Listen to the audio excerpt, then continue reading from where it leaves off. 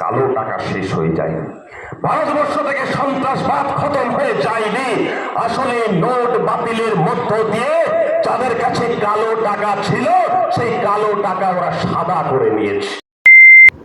আজকে যে সময়ে দাঁড়িয়ে নির্বাচন, ভারতবর্ষ স্বাধীনতার পরে 17টা লোকসভার নির্বাচন হয়েছে এবং সেই নির্বাচনগুলো বিভিন্ন প্রেক্ষাপটে দাঁড়িয়ে সেই নির্বাচনগুলো হয়েছে এবং সেই সময়ে দাঁড়িয়ে বিভিন্ন ইস্যুগুলো ছিল সেই নির্বাচনে। কিন্তু এবারে 18তম লোকসভা নির্বাচন অন্য সমস্ত নির্বাচন থেকে একটু আলাদা। এবারে নির্বাচনের প্রশ্ন হচ্ছে যে ভারতবর্ষে এই নির্বাচনে বিজেপি আবার ক্ষমতায় আসলে ভারতবর্ষের গরিব মানুষের জল জমি জঙ্গলের অধিকার থাকবে কি থাকবে না সেটা প্রশ্নের সামনে এসে দাঁড়িয়েছে। এই নির্বাচনের সামনে দাঁড়িয়ে যদি আবার ভারতবর্ষে বিজেপি ক্ষমতায় আসে, ভারতবর্ষের সংবিধান স্বীকৃত একজন নাগরিকের মৌলিক অধিকারগুলো থাকবে কি থাকবে না সেটা প্রশ্নের সামনে এসে দাঁড়িয়েছে। এবং এই নির্বাচনের মধ্য দিয়ে আবার যদি বিজেপি ভারতবর্ষের মসনদে ক্ষমতায় আসে, তাহলে ভারতবর্ষের সাধারণ মানুষ কি খাবে, কি পড়বে, কিভাবে তাদের নিজেদের ধর্মাচরণ করবে, সবটাই প্রশ্নের সামনে এসে দাঁড়িয়েছে। এই অবস্থার মধ্য দিয়ে যখন আপনার আগামী 26 তারিখে আপনার এলাকার নির্বাচন, এই সবগুলো মাথায় রেখে নির্বাচনে আপনাকে অংশগ্রহণ করতে হবে। আমরা যারা বামপন্থী রাজনীতিতে বিশ্বাস করি, বামপন্থার প্রতি বিশ্বাস করি, এই নির্বাচনের প্রাক্কালে দাঁড়িয়ে গোটা ভারতবর্ষ জুড়ে আমরা ডাক দিয়েছিলাম, আমরা আহ্বান জানিয়েছিলাম যে গোটা ভারতবর্ষে বিজেপির মতো একটা ফ্যাসিবাদী সাম্প্রদায়িক শক্তির বিরুদ্ধে গোটা দেশ জুড়ে যারা সততার সহিত যারা গোটা ভারতবর্ষের বিজেপির বিরুদ্ধে বাম গণতান্ত্রিক ধর্মনিরপেক্ষ শক্তিগুলোকে একসঙ্গে একজোট করতে পারে, তাদেরকে ঐক্যবদ্ধ হবার আহ্বান জানিয়েছে।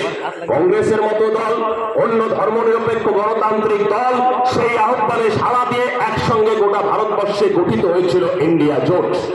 এবং আপনার এলাকায় ইন্ডিয়া জোটের প্রার্থী হচ্ছে কমরেড জয়দেব সিদ্ধান্ত। কমরেড জয়দেব সিদ্ধান্তের প্রতীক হচ্ছে কোদাল বেলচা।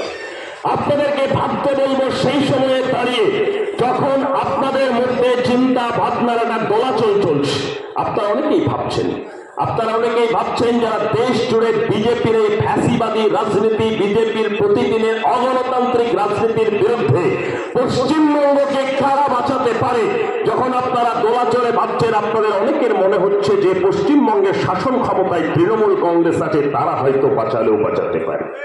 আবার উল্টো দিকে আপনারা অনেকেই ভাবছেন গত 12-13 বছর ধরে আমাদের রাজ্য জুড়ে তৃণমূল কংগ্রেসের নেতৃত্বে যে লুঠেরার রাজনীতি হয়েছে, গত 12-13 বছর ধরে আমাদের রাজ্যের গরু পাচার, কয়লা পাচার থেকে শুরু করে গরিব মানুষের হকের চাকরি থেকে শুরু করে গরিব মানুষের রেশনের চাল যারা চুরি করেছে, সেই অগণতান্ত্রিক তৃণমূল কংগ্রেসের বিরুদ্ধে পশ্চিমবঙ্গের মানুষকে শ্বাস নিয়ে বাঁচবার অধিকার কারা দিতে পারে, অনেকেই দোলাচলে ভাবছেন বিজেপি।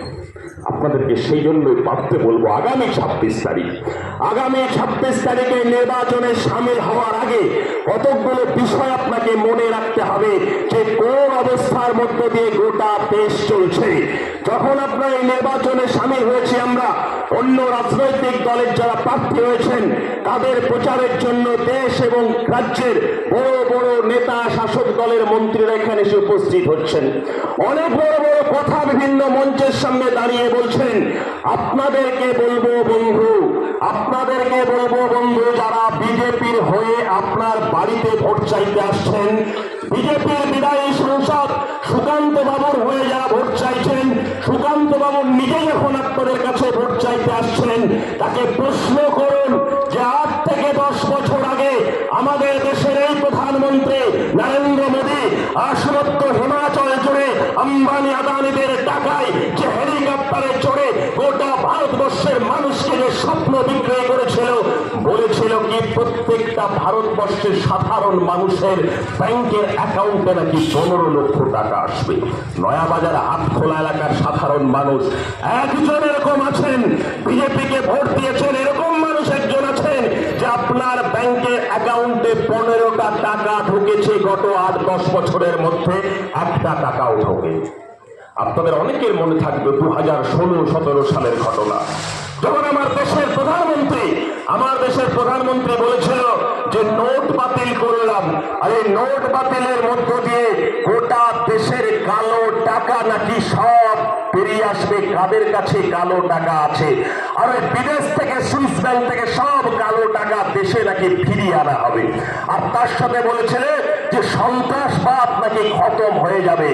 আর গদি মিডিয়া, নরেন্দ্র মোদীর বসুন্ধরা মিডিয়ারা প্রচার করেছিল যে নতুন 2000 টাকার নোটে এমন একটা চিপ লাগানো থাকবে যে তৃণমূলের চোরেরা যদি মাটির নিচেও 2000 টাকার নোট জমা করে রাখে, সব নাকি কেন্দ্রের সরকার বুঝতে পারবে। আজকে দিনের আলোর মতো পরিষ্কার হয়েছে, গোটা ভারতবর্ষ জুড়ে কালো টাকা শেষ হয়ে যায়নি। কালো টাকা শেষ হলে তৃণমূলের চোর মন্ত্রী পার্থ চট্টোপাধ্যায় তার বান্ধবীর বাড়িতে 50 কোটি টাকা নগদ পাওয়া যেত না। কালো টাকা শেষ হয়ে গেলে তৃণমূলের হাতা খুন্তি নেতাদের বাড়িতে কোটি কোটি টাকা আজকে লুকিয়ে থাকতো না। কালো টাকা শেষ হয়ে যায়। ভারতবর্ষ থেকে সন্ত্রাসবাদ খতম হয়ে যায়নি। আসলে নোট বাতিলের মধ্য দিয়ে যাদের কাছে কালো টাকা ছিল, সেই কালো টাকা ওরা সাদা করে নিয়েছে।